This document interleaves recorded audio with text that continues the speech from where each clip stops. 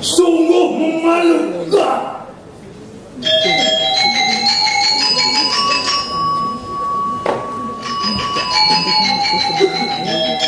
Loh,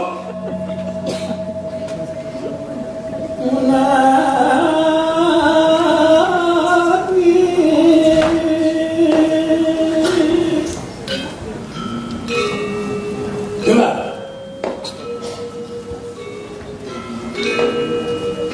Hari ini kau kutangkap basah tengah bermesra dengan seorang pemuda. Sungguh memalukan, menjijikkan, memuakkan.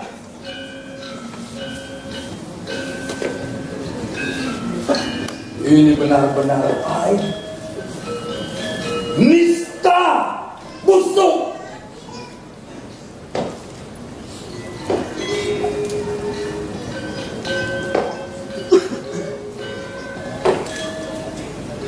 Bunga melati yang selama ini kusumpangkan di telingaku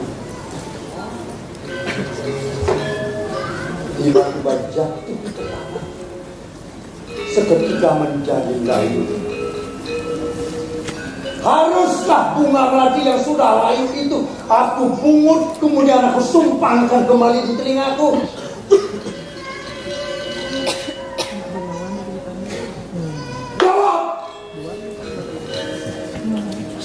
Tidak, Kanda.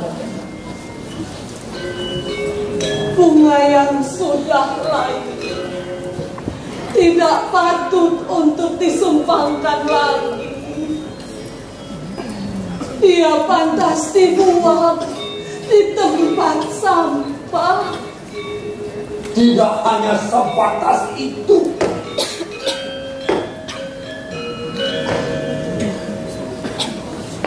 tapi lebih daripada sebatas pembuangan ke tempat sampah. Bunga melati itu harus aku bakar hingga menjadi abu, kemudian ditebangkan oleh angin sehingga tidak berbekas lagi di sini. Kau paham maksudku? Hamba paham, Kanda. Perbuatan hamba yang sangat memalukan tadi merupakan dosa yang sangat besar. Atas dosa itu, Kanda akan menjatuhi hamba dengan hukuman mati. Bukankah itu yang Kanda inginkan? Iya, kau pantas dihukum mati. Jika hukuman itu harus terjadi, sangat kelirulah kau menganggap bahwa akulah yang menjatuhkan hukuman itu. Kanda benar. Dan hamba sendiri memang hilang. Sekarang hamba ikhlas menerima akibat hukuman mati sekalipun. Bagus. Sekarang beranjaklah kau menuju tempat tidur. Tunggulah takdir kematianmu di situ. Cepat.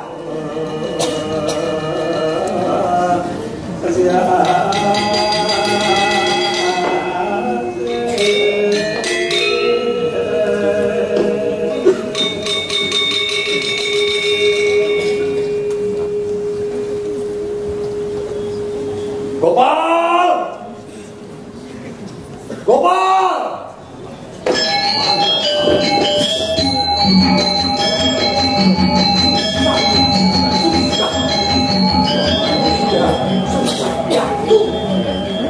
Tidak kondisi, sudah kondisi.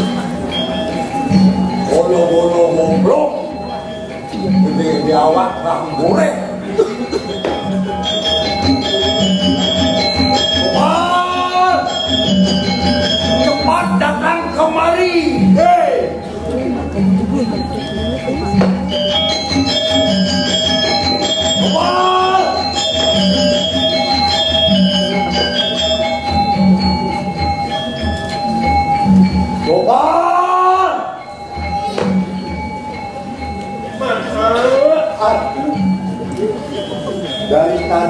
berteriak-teriak memanggilmu. Kenapa kau tidak meow? Hamba takut. Apa takut? Ratu berteriak-teriak kayak kelautan. Pasti Ratu malah besar. Ya, aku memang marah besar hari ini. Nah, kelihatan jelas warna wajah Ratu. Merah bercampur sawang hitam, bercampur ke biru-biruan. Oh, ada-ada saja. Mana mungkin wajahku seperti itu? Memangnya wajahku ini batu akik warna warna-warni. Nah, sekarang lagi berubah. Bang Bungkom selam dengar.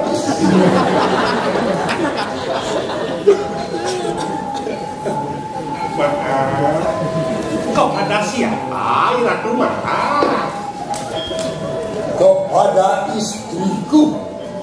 Hari ini aku harus membunuh. Aduh, Dewa Ratu, aduh.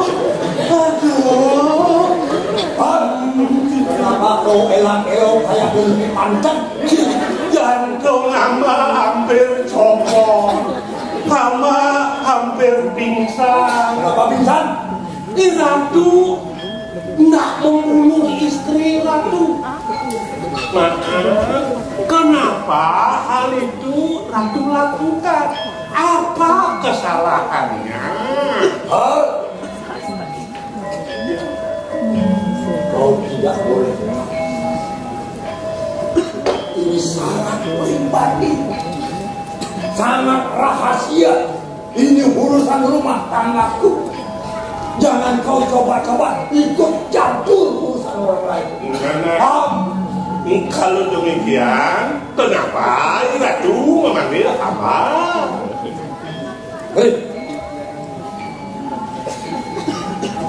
Tugasmu sekarang memanggil kelima orang putraku, sampaikan kepada mereka agar mereka menghadapi sekarang juga. Aku akan perintahkan kepada mereka bersama-sama untuk membunuh. Aduh, Dewa Ratu, aduh. Perbuatan Ratu benar-benar SLB. Apa itu SLB? Perbuatan sadis luar biasa. Kamu ini pura-pura punya kamu. Pokoknya cepat cari.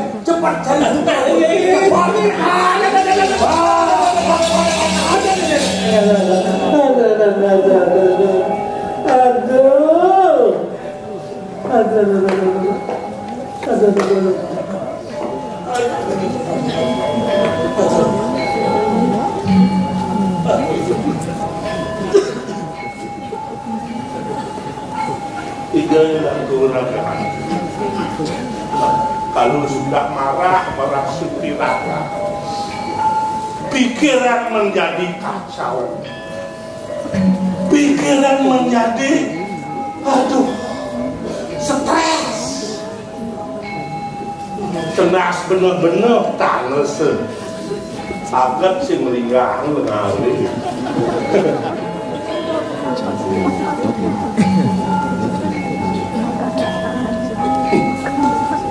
Ketika tadi saya bertanya kepada Sri Bintang, beliau menjawab dengan nada marah.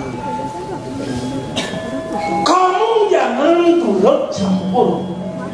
Ini urusan keluarga. Ini urusan pribadi. Begitu kata beliau. Sebenarnya tadi saya pura-pura tidak tahu.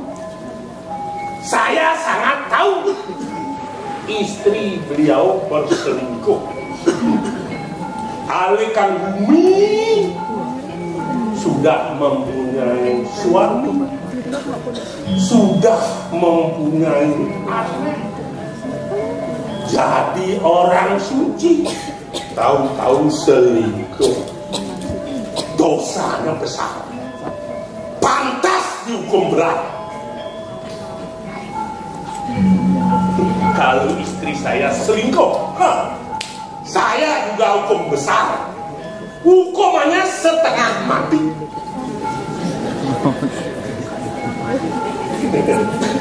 Kalau saya selingkuh, wajar-wajar saja. Ganti-ganti selingkuhan, boleh-boleh saja kan. Hukumannya tidak berat. Paling-paling kena IP haid. Bentelun mau timun Jawa semangkau. Kejam! Kenapa belum juga kamu pergi? Apa kau ingin selamat?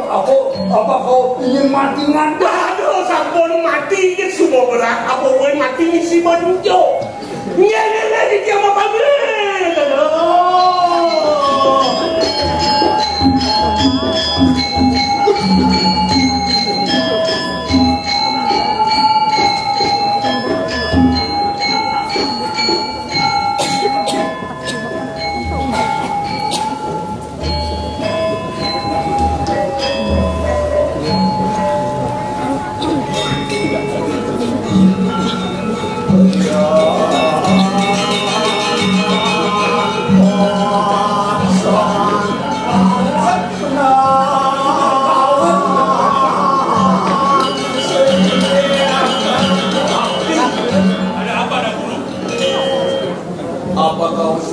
mendengar berita. Berita tentang apa, Dagu? Berita yang menimpa keluarga Begawan Jamal Geni. Istri beliau kedapatan sedang bermesraan dengan seorang pemuda. Apa kau sudah tahu itu? Kalau berita itu hamba sudah dengar dahulu. Berita itu bahkan sekarang viral di dunia maya. Apa itu viral? Viral, bukan spiral, viral. Apa itu Viral itu sejenis berita mengejutkan. Apanya viral Mas Mali? Viral itu kebut. Aku mengerti kalau itu tentu sangat memprihatinkan. Berita itu sudah tersebar kemana-mana. Lantas bagaimana pendapatmu? Kalau pendapat hamba, jelas Dewi Renuka itu bersalah. Namun kesalahannya masih bisa dimaklumi dahulu. Dapat kamu maklumi apa maksudmu? Begini dahulu, seperti kita ketahui bersama, Dewi Renuka itu telah mempunyai 5 orang putra yang sudah dewasa. Walaupun demikian, beliau masih tampak cantik, muda, dan seksi dahulu. Bodinya saja seperti kutilang berdasi. Apa itu kau ada-ada saja? Kutilang berdasi, kurus, tinggi, langsing, berdada seksi.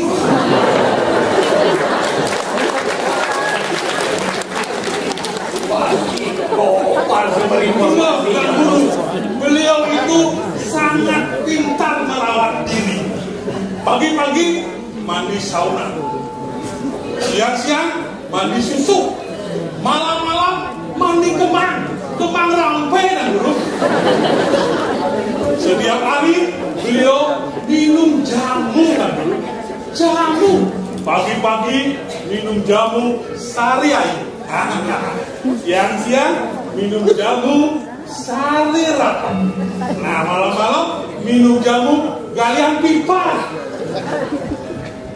Begitu dahulu. Apa itu kalian? Nah, ini Gopal yang ngasih tahu dahulu. Nah, di samping itu dahulu, sebaliknya si Begawan Jamal Geni itu tidak pandai merawat diri, tidak pernah mandi, Sampai bulan Pitung Dino sepanjos-panjos dan dulu, sehingga baunya sangat ngas seperti kambing dan dulu. Di samping itu beliau menderita penyakit 4L dan dulu. Kamu ada-ada saja. Penyakit 4L. Apa itu? Letih, lesu, lemah, dan loyo dan dulu. Beliau itu sudah tenaganya sudah sontoloyo seperti Doraemon namun. Ya, hamba sangat maklum kenapa Dewi Renuga itu berselingkuh dan dulu. Kamu bisa saja memakluminya, tetapi Begawan Jamadageni yang terkena malapetaka tentu saja tidak mau maklum. Beliau telah menjatuhkan hukuman mati kepada istrinya. Kamu tahu itu? Maaflah guru, hamba tidak tahu. Berarti kamu belum tahu juga jika yang akan mengeksekusi mati Dewi Renuga adalah putra-putranya sendiri. Namun 4 orang putranya sudah tegas-tegas menolak untuk melakukannya. Hanya putra bungsu Rama Parasu yang belum menentukan sikap. Semoga saja Sire Rama Prasu menolak perintah ayahnya dan guru. Aku juga berharap begitu. Oleh karena itulah aku minta kamu mengiringi aku untuk mencari para tapeswi. Kita berdoa bersama. Nah, hamba seiring dan guru. Semoga Begawan Jamadageni diberikan pencerahan.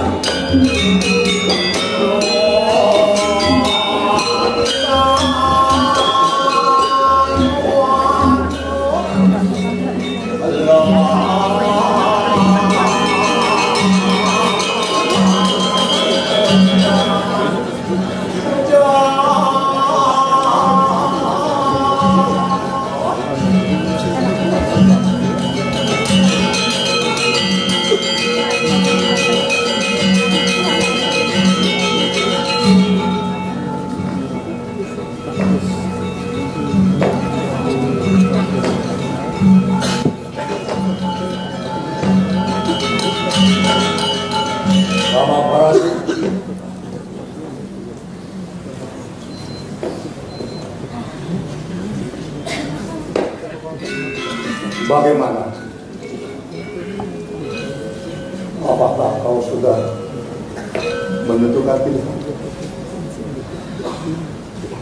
Belum, ayah. Belum? Mengapa belum? Kau hanya memilih satu antara 2 pilihan. Membunuh ibumu atau kau pergi dari sini.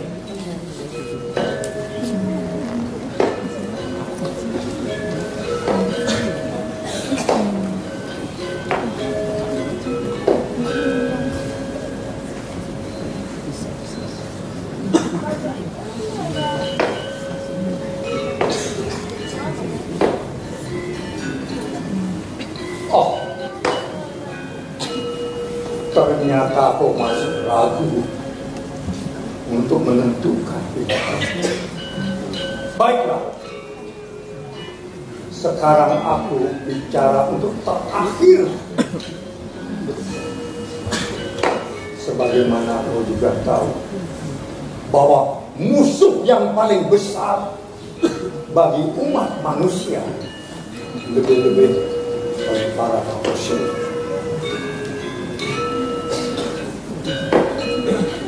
kau tahu itu.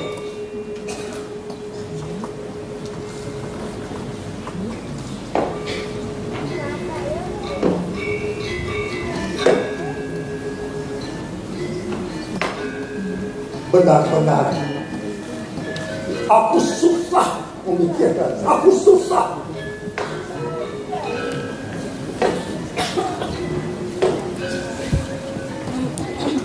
Rama Parasu,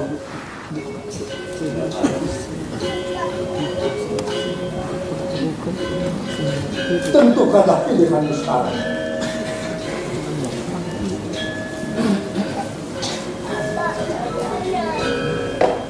Ayah,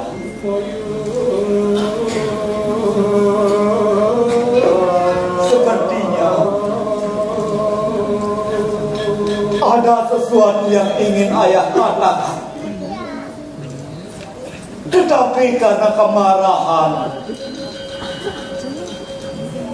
yang merasuki diri ayah membuat ayah tidak keluar sepatah kata apapun. Aku kini tahu ayah sangat menderita karena kemarahan ayah yang terpendam dan tentu sangat menyakitkan. Baik ayah, ya aku akan melakukannya.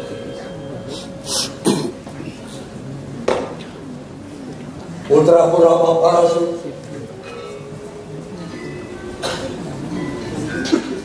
dengan kesedihan ayahmu ini,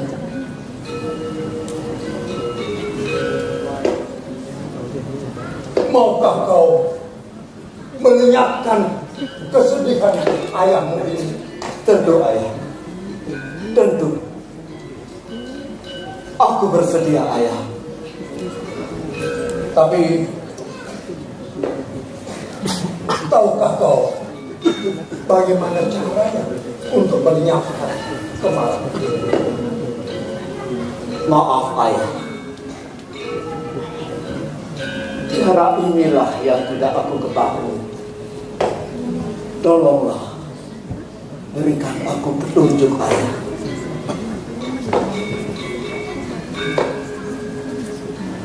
Untuk melenyapkannya, hendaklah sumber penyebabnya itu harus kau hilangkan.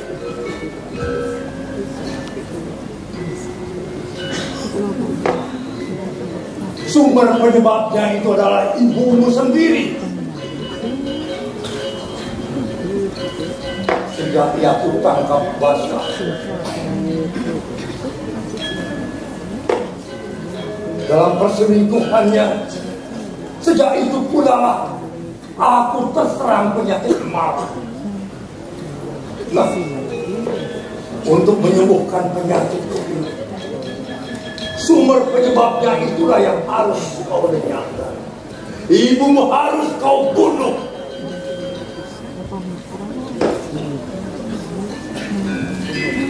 Maaf ayah,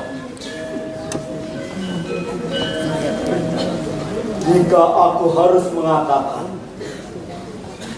aku merasa setengah hati melakukan tugas ini.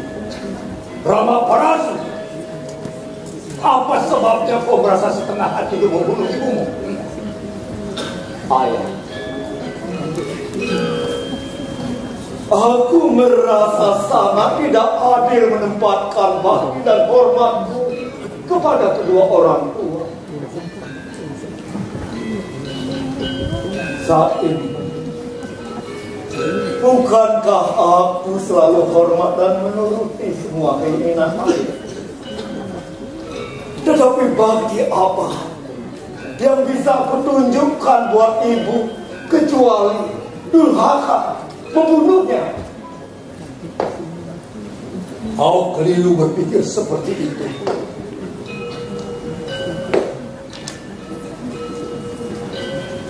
Kenapa? Jika kau membunuh ibumu, berarti kau menunjukkan kepada kedua orang tuamu bakti yang sama adil. Kenapa bisa demikian ayah? Kenapa? Rama Parasu, saat ini ibumu mengurung diri dalam kamar. Selama itu pula ia tidak makan, tidak minum, tidak bicara, tidak keluar untuk mandi.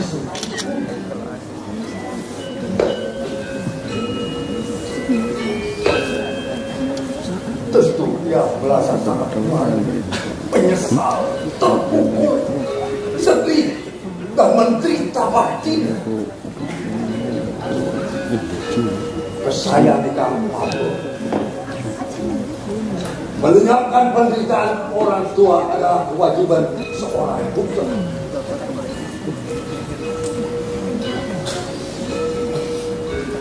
Anakku Rama Prabu,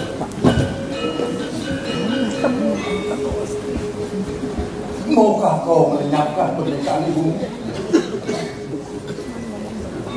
Ayah, cobaan apa lagi yang menimpa keluarga? Sekarang ibu yang benar-benar menderita. Baiklah ayah, jika demikian aku bersedia. Anakku Rama Prabu, terima kasih, terima kasih. Kau adalah anak yang berbudi bakti kepada orang tua. Terima kasih anakku.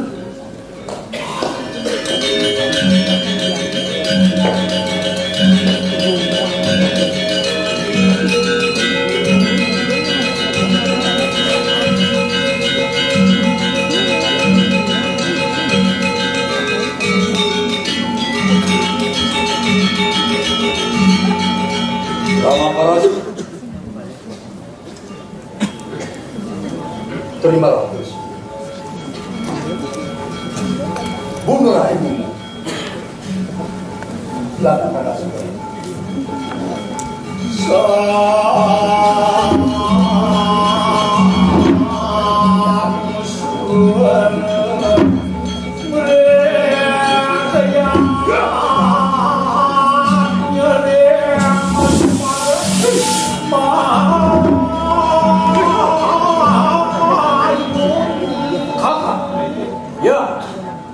Kami berempat adalah kakak-kakak. Memangnya kenapa? Kamu terkejut? Bukankah kalian semua sudah diusir oleh ayah? Kenapa ada di sini? Kami ada di sini adalah untuk mencegahmu membunuh ibu. Rama Prabu, kami semua heran. Ambisi apa yang ada di dalam otakmu sehingga kamu tega untuk mau membunuh ibu sendiri?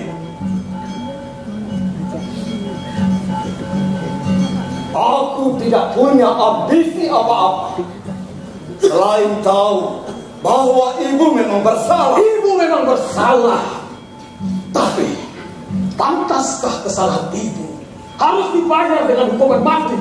Apakah pantas? Pantas tidak pantas, wajar tidak wajar, suka tidak suka, itu bukan urusanku. Ayahlah menjatuhkan vonis itu. Saat keputusan dibuat, posisi ayah ibaratnya sebagai seorang hakim. Keputusan hakim tidak bisa diganggu-gugat. Kau paham?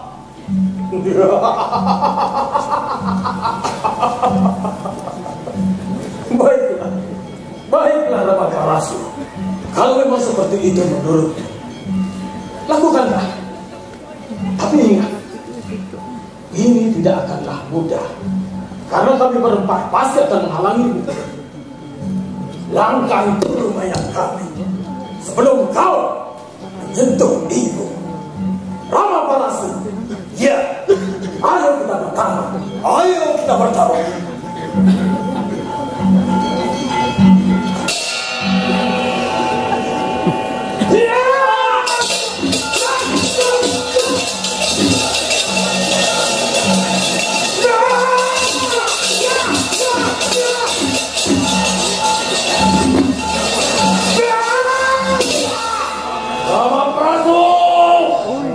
Rama Prabu, kenapa lama kau tidak kembali? Ada apa denganmu? Baik, aku menyerahkan diriku.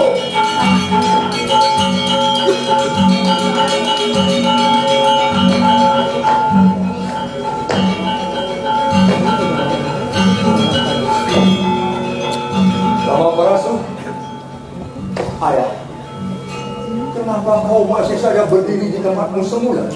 Ada apa denganmu? Maaf ayah. Tadi keempat kakakku datang. Mereka semua mencegah rencanaku membunuh ibu. Kami sempat bersih tegang. Bahkan kami sempat bertarung ayah. Syukur ayah segera datang dan membuat mereka semuanya lari. Kakak-kakakmu yang datang. Iya. Itu tidak mungkin. Tidak mungkin. Karena mereka telah ayah menjadi cacing. Dan dengan bepergiannya ya telah ayah untuk menjadi cacing tanah. Ayah, apa yang aku katakan benar. Kami memang benar-benar sempat bertarung.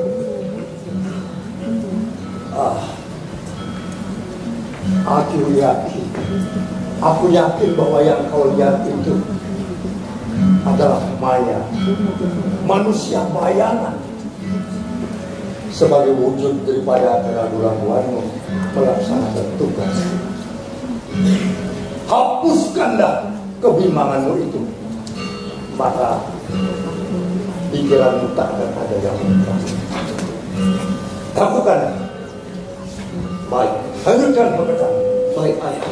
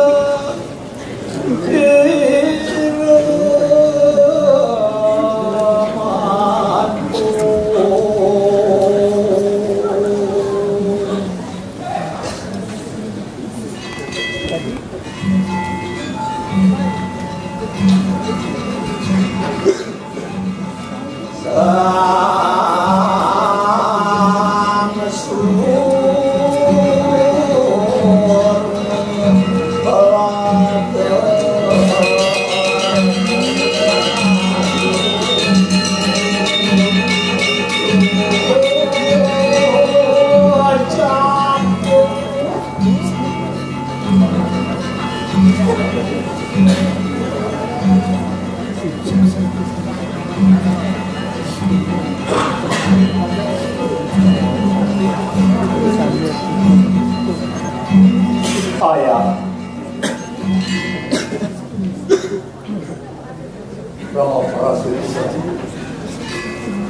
ini senjata ayah, aku kembali dalam keadaan berlumuran darah ayah. Ini artinya senjata ayah telah merebut nyawa.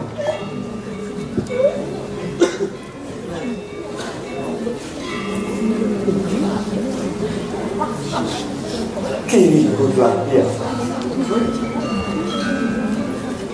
Itu artinya kewajibanku juga sudah selesai. Sekarang izinkan aku mohon pamit. Tunggu anakku, tunggu. Kamu pergi kemana? Aku ingin menenangkan diri untuk beberapa lama di sebuah bukit. untuk bisa melupakan apa yang baru saja aku lakukan, ayah. Jika memang itu niat, baik. Namun terlebih dahulu, terimalah anugerah dari Ibu atas karma yang baru saja untuk saya. Ayah, kenapa aku diberikan anugerah? Aku tidak pernah mengharap semua itu. Karena apa yang aku lakukan sebagai wujud baktiku kepada ayah, aku melakukannya dengan tulus dan tanpa pamrih, ayah. Pamrih tak pamrih, suka tak suka, mau tak mau, sengaja tak sengaja, karma yang telah kau lakukan pasti berhasil.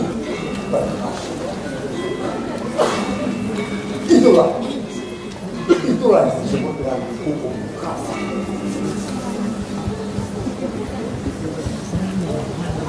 Sekarang dengan ya ayah, ajukanlah 5 permintaan kepada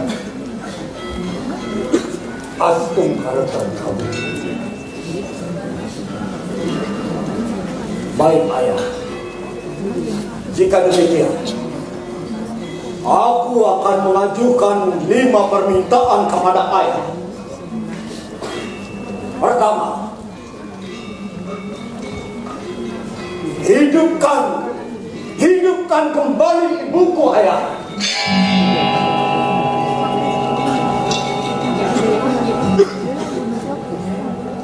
Yang kedua, kembalikan semua saudara-saudaraku dalam wujudnya semula sebagai manusia.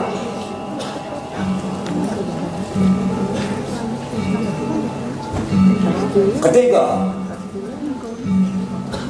hapuskan segala dosaku karena telah membunuh ibu. Keempat, berikan aku kekuatan, kesaktian dan umur panjang.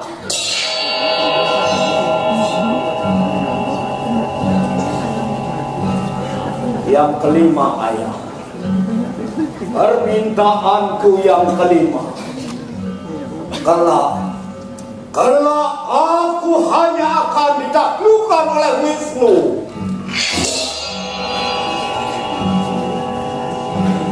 Terkabulah.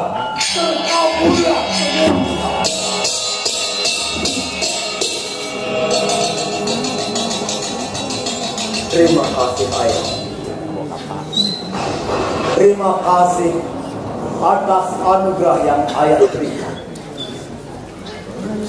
Tetapi sebelum aku pergi, setidak-tidaknya ada 1 dari 5 permintaanku tadi bisa dibuktikan. Sekarang, bisakah ayah membuktikan bahwa ibuku telah hidup kembali? Tentu putraku. Ini ibu telah hidup kembali. Iya.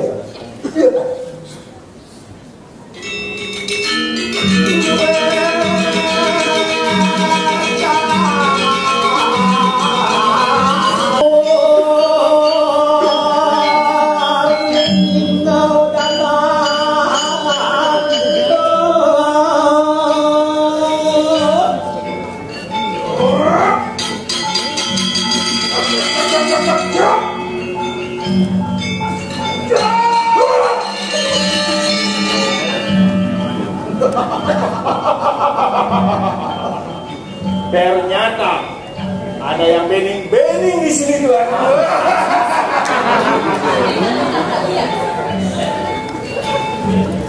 Berani-beraninya kalian memasuki peseraman kami tanpa izin. Siapa kalian?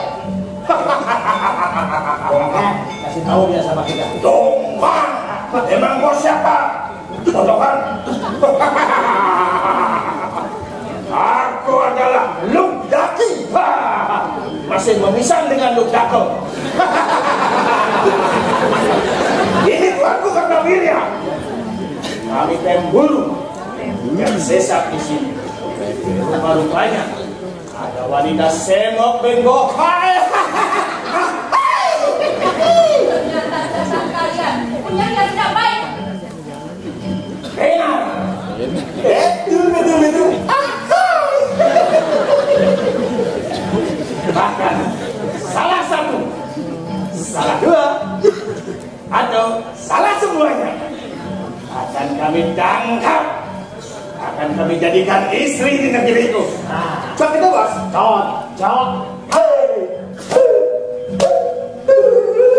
Hei, jaga ucapanmu. Kami semua adalah istri para Takasui. Sudah bersuami, bos. Sudah bersuami kamu bos. Ada kawan yang pokoknya ABG. ABG? Apa ABG bos? Asal bernyawa jengkring.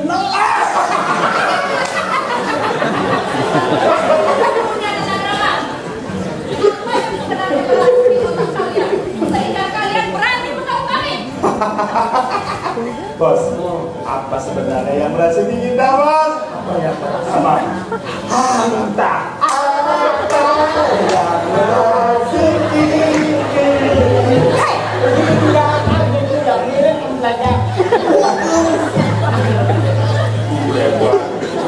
Bos bodoh, kamu saya. Tutup mulutmu. Semakin tidak sopan saja, kami akan panggil suami-suami kami. Sorry bos, siapa takut? Tidak masalah. No problem. Saya genggen. Tapi tetap akan kami jok dirimu. Ayo jok.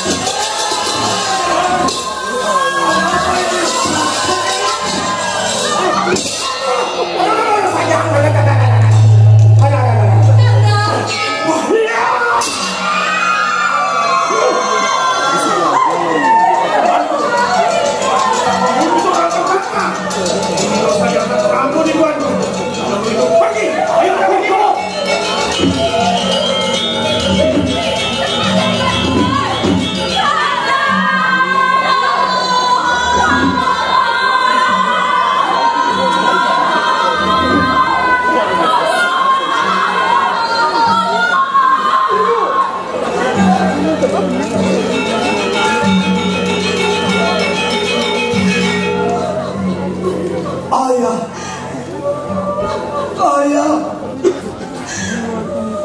siapa melakukan ini itu? Siapa? Seorang pangeran. Kalau tidak salah dengar, abdinya memanggil namanya Kertawirya.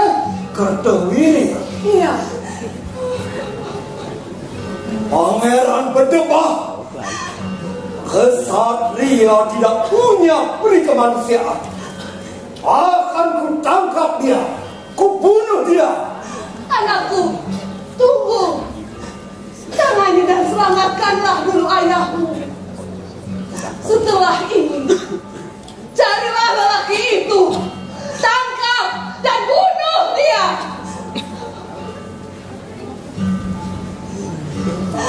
Ayah, bertahanlah ayah. Ibu, sepertinya nyawa ayah sudah tidak bisa diselamatkan. Darahnya terlalu banyak keluar, Ibu.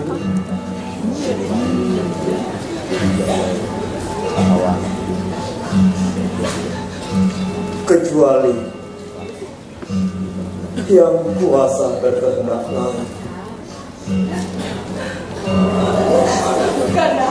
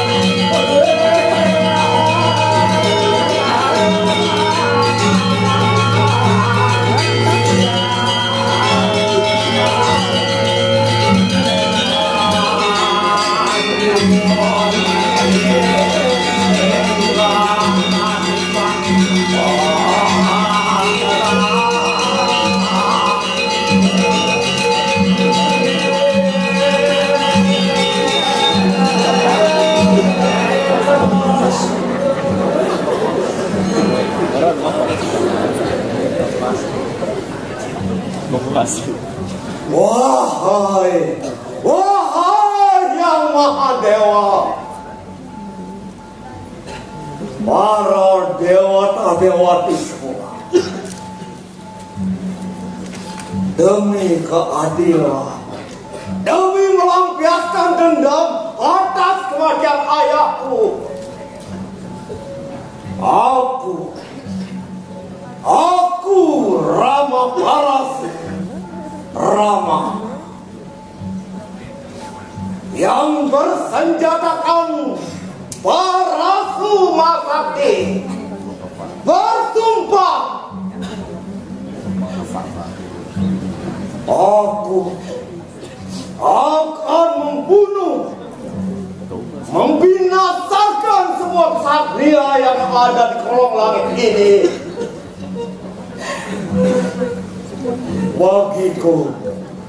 Bagiku semua ksatria adalah penjahat. Semua ksatria adalah calon-calon pembunuh di masa depan. Semua ksatria tidak bisa dipercaya lagi sebagai pelindung rakyat. Aku benci, aku geram. Untuk itulah mereka akan kubunuh semuanya. Inilah sumpahku.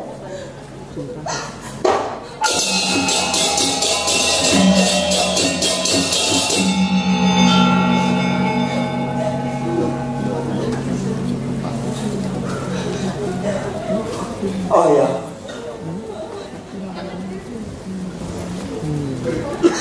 aku telah bersumpah demi ayah. Semoga dengan sumpahku ini ayah menjadi tenang dan kita tetap bisa menjaga kehormatan dan harga diri keluarga.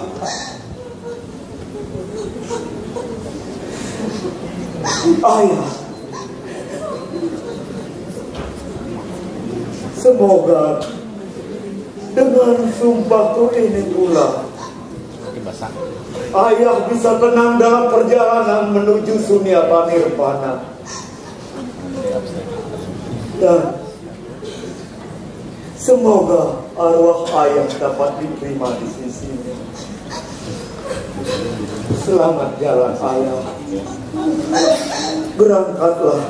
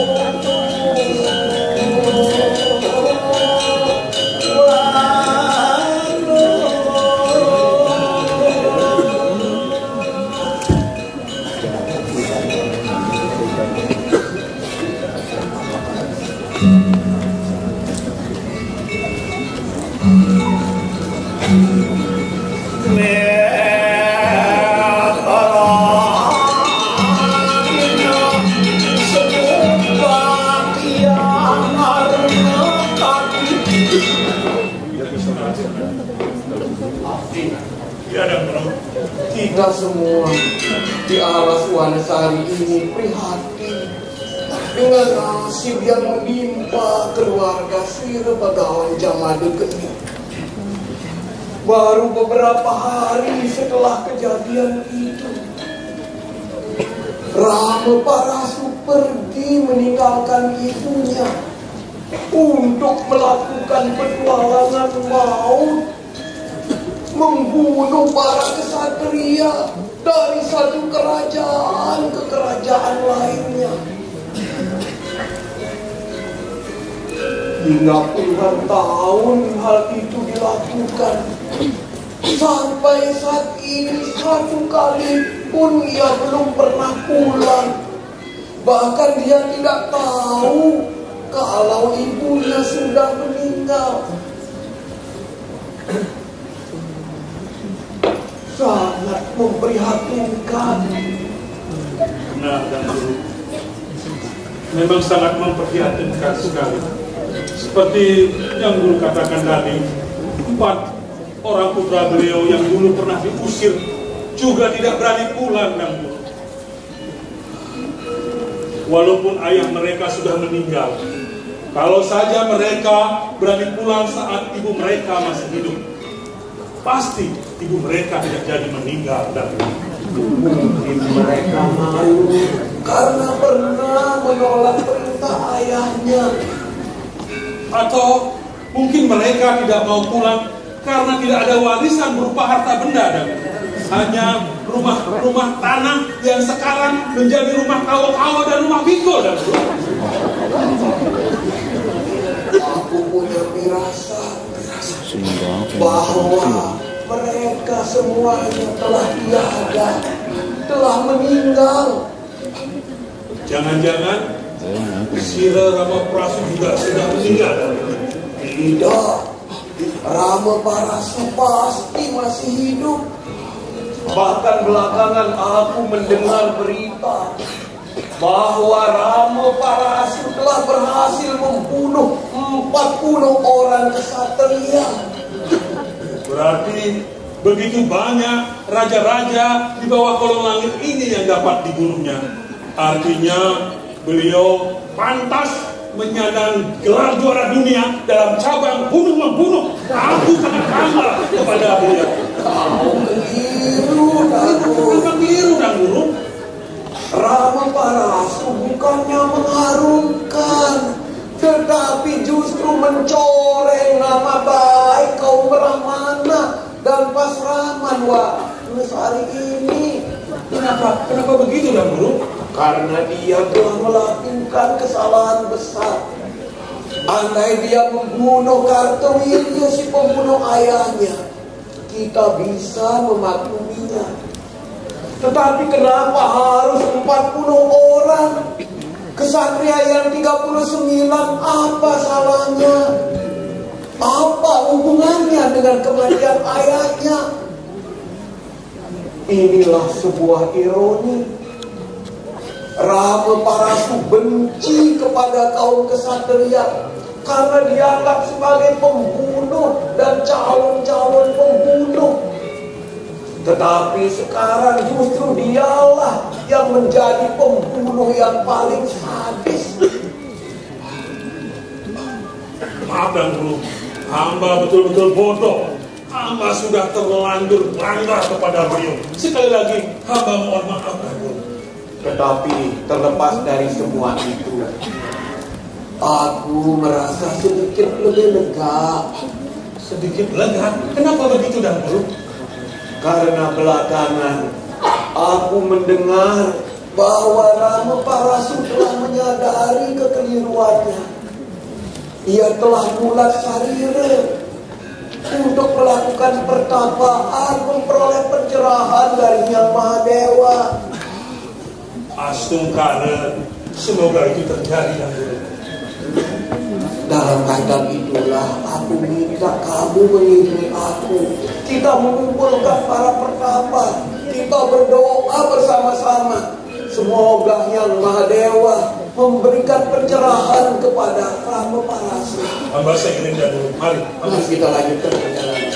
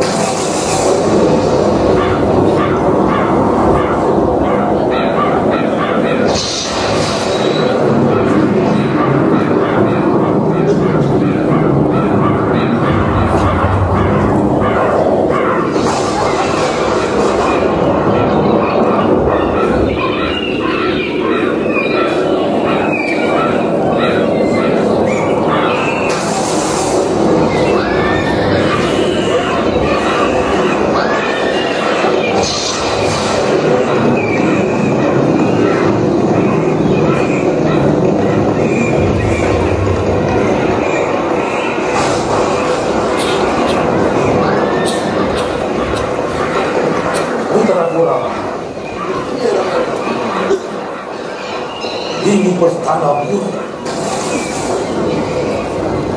Lihatlah, burung-burung keluar dari sarang, terbang berhamburan tak jelas tujuan. Binatang-binatang berkaki 4 juga berlarian saling mendahului. Sepertinya ada semacam ketakutan yang mendekatinya. Benar, Raman. Ayah sudah mengutus beberapa orang prajurit untuk mencari tahu apa yang sebenarnya terjadi di depan sana. Lihat, Raman. Itu di jauh. Nampak para prajurit kita akan segera datang. Tapi mereka dengan sangat buru-buru. Seperti ada yang menakuti mereka. Benar, Mata. Perasaan ayah jadi semakin cemas. Paduka Prabu. Paduka Prabu. Ampun Paduka Prabu. Apa yang terjadi, prajurit? Ampun Paduka. Hamba melihat seseorang berdiri tegak di depan sana, Paduka. Sepertinya beliau seorang pertapa, seperti seorang brahmana, Paduka. Beliau begitu sangat berwibawa dan juga menakutkan, Paduka. Melihat sekejap saja, hamba menjadi silau dan hamba sampai merinding, Paduka. Ampun, Paduka. Benar sekali. Bola matanya Paduka Prabu. Seolah-olah api besar yang siap membakar siapa saja, Paduka Prabu. Dan raut wajahnya sangat mengerikan, Paduka. Hamba pikir mungkin beliau sekarang sedang marah, tetapi hamba tidak tahu pada siapa beliau marah. Benar, Paduka. Rasa-rasanya dengan busur dan kapak besar yang ada di tangan beliau, tidak ada seorang pun yang mampu menahan kemarahannya, Paduka. Ampun, Paduka. Apa kalian yakin orang itu membawa busur panah dan kapak? Kamu yakin, Paduka? Yakin, Paduka. Yakin sekali. Bahkan kedua senjata itu begitu menyilaukan kami, Paduka.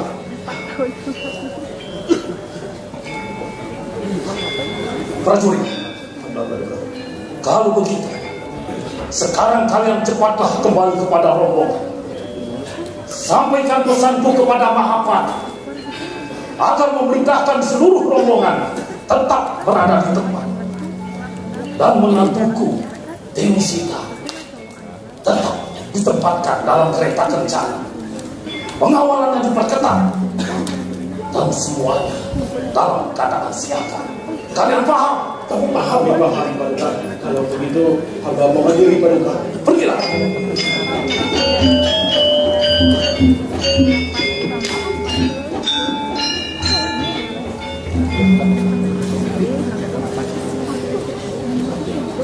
Putra Rama. Iya, Raman.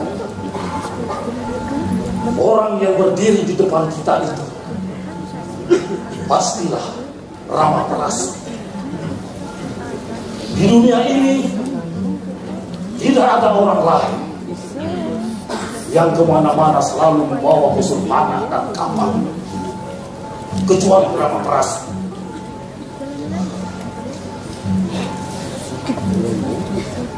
Ramanda benar.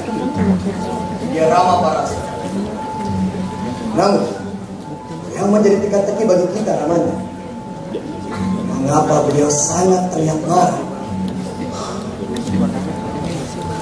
Sepanjang cerita yang pernah ayah dengar,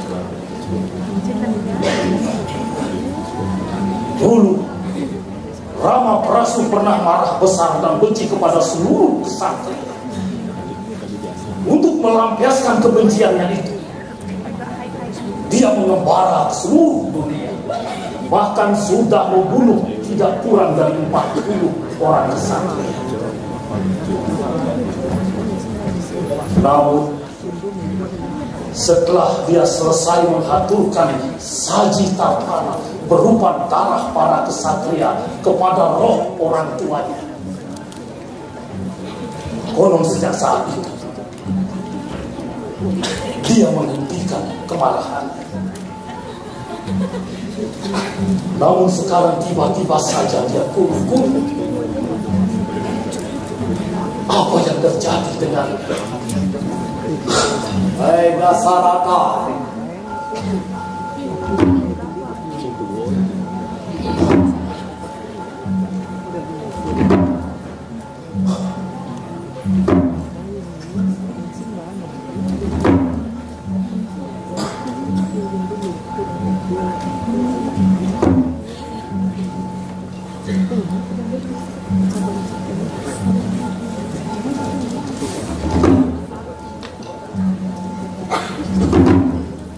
Prabu Dasaraka, apakah kau mengenalku?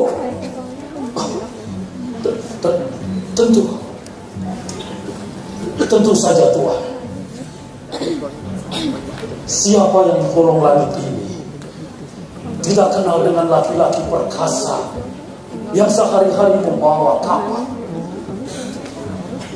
Dialah Rama Prasu. Tuanlah Rama Prasu yang tersohor. Bagus. Ternyata kau benar-benar mengenalku. Aku mengenal diri Tuan lewat cerita dan lewat khayalan. Baru kali inilah aku melihat sosok Tuan secara langsung. Aku juga mendengar berita kalau dulu Tuan pernah marah besar dan benci kepada para ksatria. Tentunya juga termasuk membenci kamu. Namun kebencian itu sudah lama Tuan tahan. Akan tetapi sekarang Tuan kelihatan marah sekali. Tentunya bukan kepada kamu. Bukankah demikian Tuan? Kau benar Dasaraka.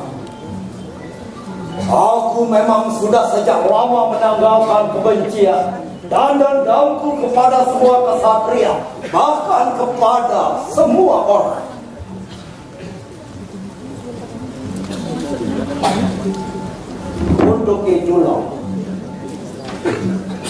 Untuk itulah aku memilih menyepi di Gunung Hendra.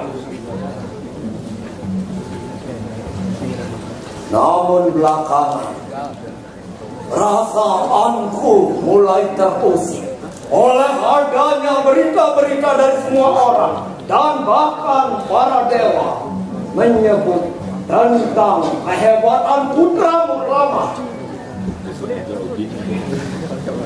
Aku juga mendengar bahwa putramu Rama berhasil mengangkat unsur Mahadewa di negeri Mithila dan mendapatkan Dewi Sita. Berita-berita tentang kehebatan putramu inilah yang membuat perasaanku semakin terusik. Aku iri. Aku Rama Prasu tidak ingin tersaingi. Itulah yang mendorongku untuk turun gunung dan menghadang perjalananmu di sini untuk bisa menantang seberapa hebat putramu Rama. Tuan Rama Prasu, tolong jangan lakukan itu Tuan. Kehebatan putraku tidak ada apa-apanya bila dibandingkan dengan kehebatan Tuan. Tuanlah yang paling hebat di negeri ini. Kalau Tuan memaksa putraku untuk menghadapi diri Tuan, pasti akan kalahlah putraku Rama. Jadi aku mohon, jangan bunuh putraku.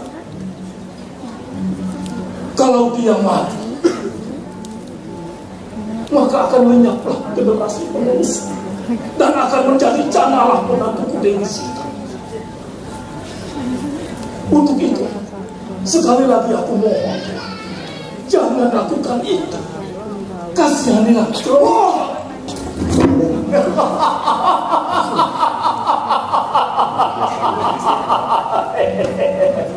Hai Dasarata, Raja Agung Kerajaan Ayodhyapura, yang konon disebut-sebut sebagai raja yang paling ditakuti dan disegani seluruh rakyat, ditakuti oleh seluruh raja, taklukan Tuhan sendiri. Tapi dalam kenyataan yang aku lihat sekarang ini, sejatinya Tuhan adalah raja yang rendah, nista.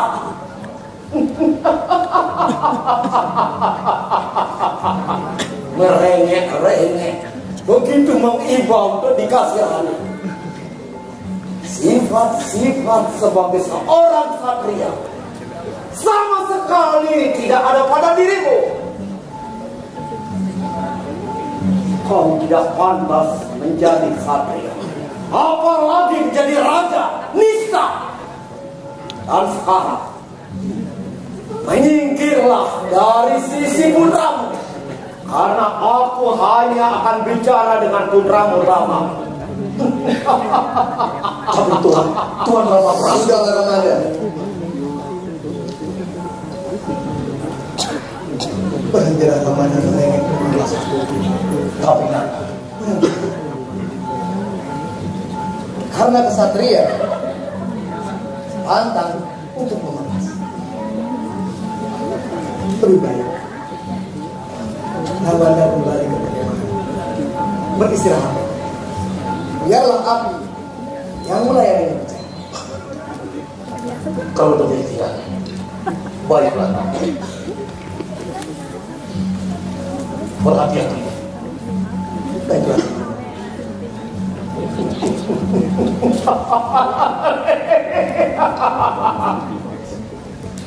Hei Rama, ternyata kau cukup punya nyali.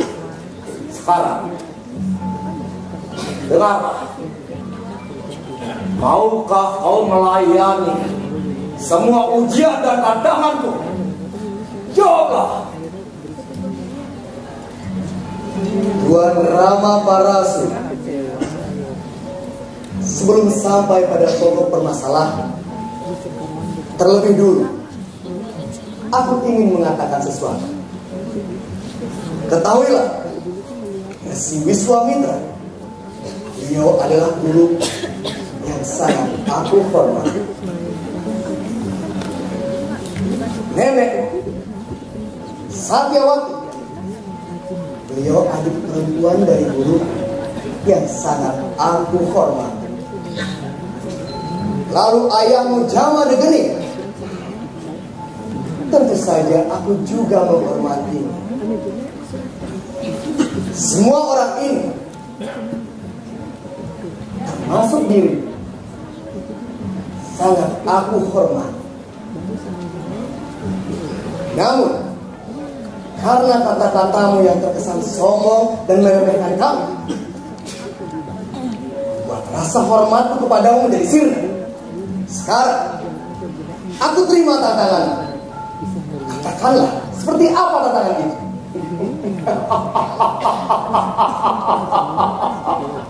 Kau tidak perlu menceritakan tentang leluhurku. Sekarang dengarlah. Ada 2 buah busur maha dahsyat yang dibuat di kahyangan oleh Pegawan Wiswakanta. 1 buah busur itu diberikan untuk Yang Mahadewa dan kemudian dianugerahkan kepada Raja Janaka di negeri Mithila. Dan busur Mahadewa itu berhasil kau angkat sehingga kau berhak atas Dewi Sita. Dan busur satunya lagi diberikan untuk Dewa Narayana. Dan Dewa Narayana memberikan busur itu kepada leluhurku. Dan kini Busur Narayana ada di genggamanku dan tentu saja ini adalah milikku. Sekarang tantangannya adalah, mampukah kau mengangkat busur Narayana yang ada di tanganku ini, kemudian membentangkannya sekaligus melesatkan anak panahnya? Jika kau tidak mampu, itu artinya kau kalah dan kau harus mencium telapak kakiku. Tapi jika kau mampu, berarti akulah yang kalah.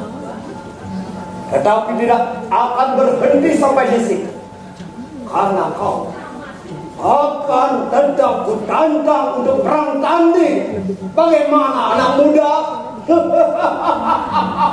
Jawab. Aku sangat siap dan aku terima tantangannya. Sekarang berikan busuk itu padaku.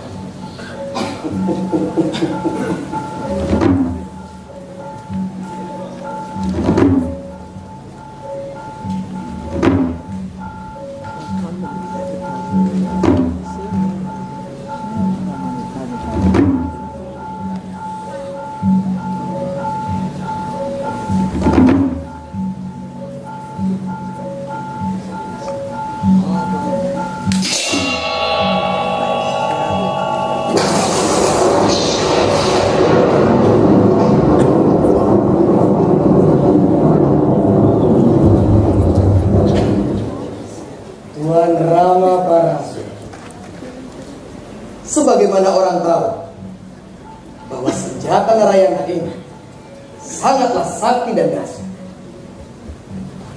Jika anak panah terlepas dari busur,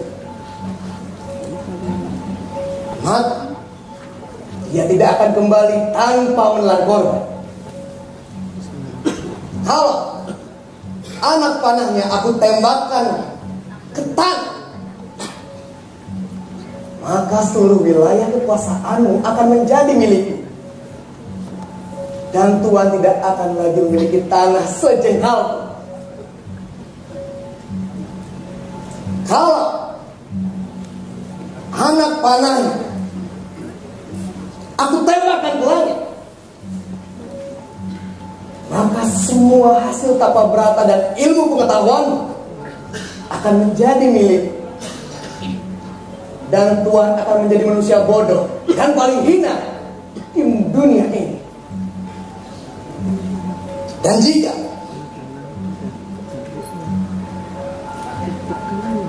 anak panahnya aku tembakkan ke arahmu,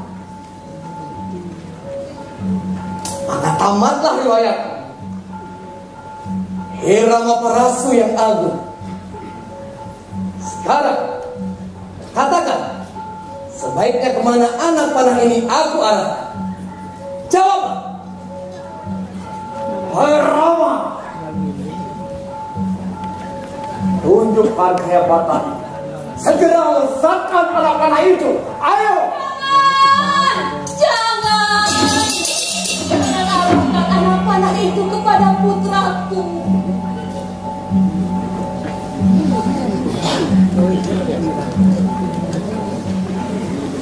Ibu,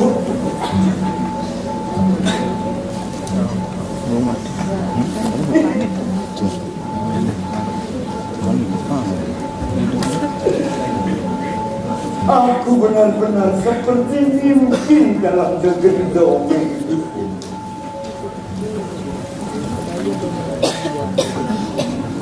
Setelah sekian tahun lamanya kita tidak bertemu. Kini kita bertemu di tempat ini. Ini semua karena salahku, Ibu. Meninggalkan Ibu sendirian di Peseraman tanpa pernah berpikir untuk kembali ke pangkuanmu. Aku sangat merindukanmu, Ibu. Maafkan anakmu. Aku anak durhaka. Aku anak yang tidak berbakti kepada ibu. Maafkan aku. Tapi kali ini bagaikan seorang malaikat, ibu tiba-tiba bisa ada di tempat ini. Bagaimana ibu bisa melakukan semua ini, ibu? Seorang ibu akan selalu ada saat putranya dalam kesulitan. Tuan Rama, jangan bunuh putra. Dia satu-satunya putraku yang masih hidup. Dialah generasi penerus kami. Aku mohon, jangan bunuh dia. Ampunilah dia. Ibu,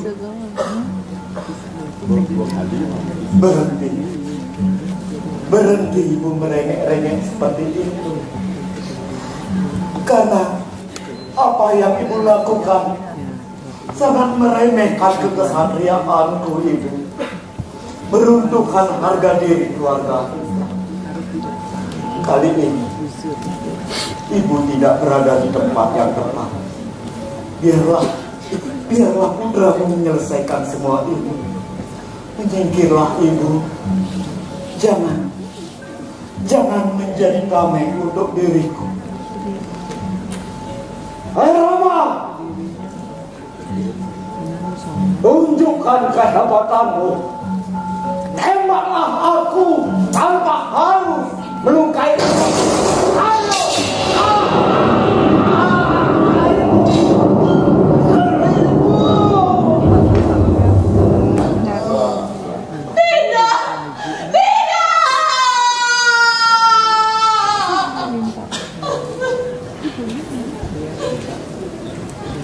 Bagaimana mungkin ini bisa terjadi?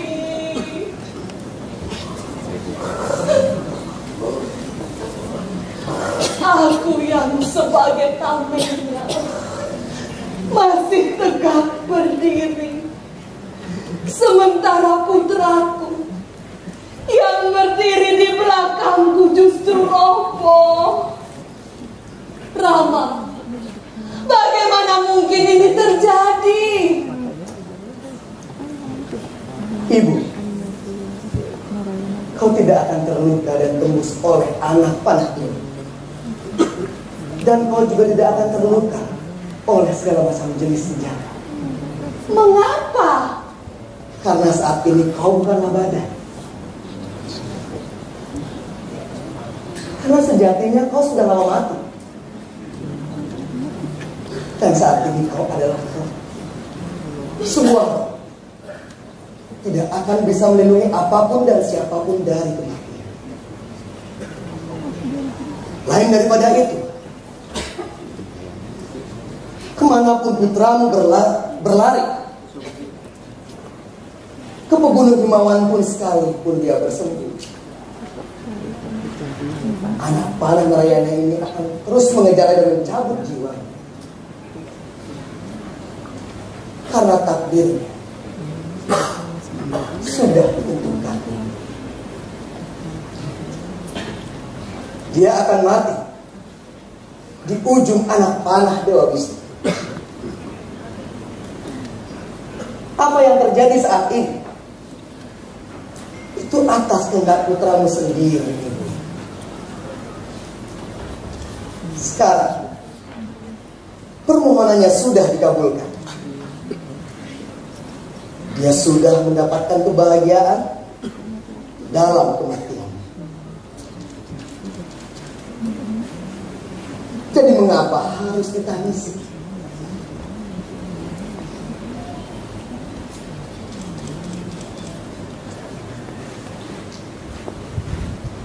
Bagaimana mungkin seorang ibu tidak menangis? ketika melihat putranya dalam kematian. Tidak.